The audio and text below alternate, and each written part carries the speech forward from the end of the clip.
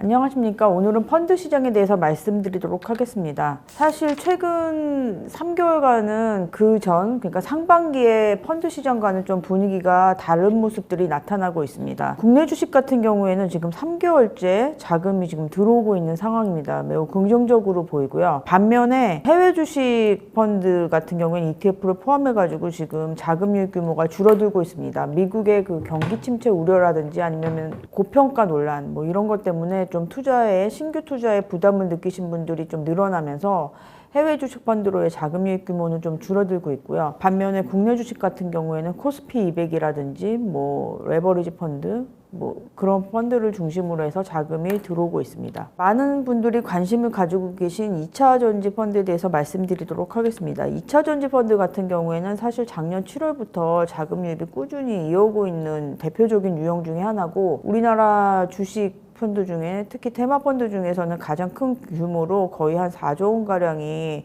지금 운용이 되고 있습니다. 관련 종목들이 지속적으로 좀 약세를 보이면서 이익을 보신 분들보다는 좀 손실 구간이신 분들이 많으신데, 9월 들어서는 소폭 순유출이 좀 이어졌습니다. 그래서 2차 전지 펀드에 대해서는 좀 더 좀 지켜봐야 될 것으로 보여지고 있습니다. 그리고 다음으로는 반도체 펀드와 바이오 펀드에 대해서 말씀드리도록 하겠습니다. 반도체 펀드 같은 경우에는 사실 업황 기대감이 커지면서 작년 말에 자금 유입이 많아졌고, 연초에도 좀 환매도 있었고, 그 다음에 좀 조정을 받으면 투자 자금이 늘어나는 모습이 나타났는데, 최근에는 9월에는 자금이 들어오긴 했지만 이전보다는 좀 작은 수준으로 자금이 들어왔고요.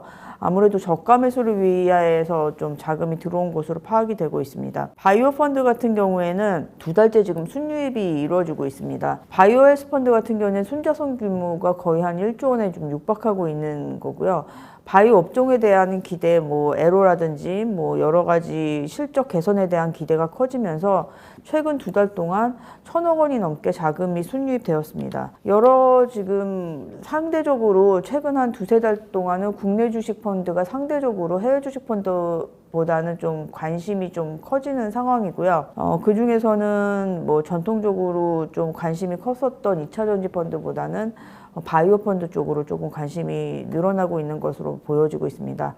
펀드 투자는 레버리지 펀드나 이런 펀드 같은 경우에 약간 단기적으로 대응하신 분이 많지만, 테마 펀드나 이런 뭐 액티브 펀드 같은 경우에는 좀 시간을 두고 저가 매수를 하시고 좀 주가가 좀 강세를 보일 때 이익 실현하는 전략을 일반적으로 많이 쓰시고 계십니다. 그래서 지금 같은 경우에는 약간 저가 매수로 대응을 하시는 투자자분들이 많은 것 같고, 시기상이나 아니면은 주가 수준으로 봐도 그런 전략이 좀 유효하지 않나 이렇게 생각이 들었습니다.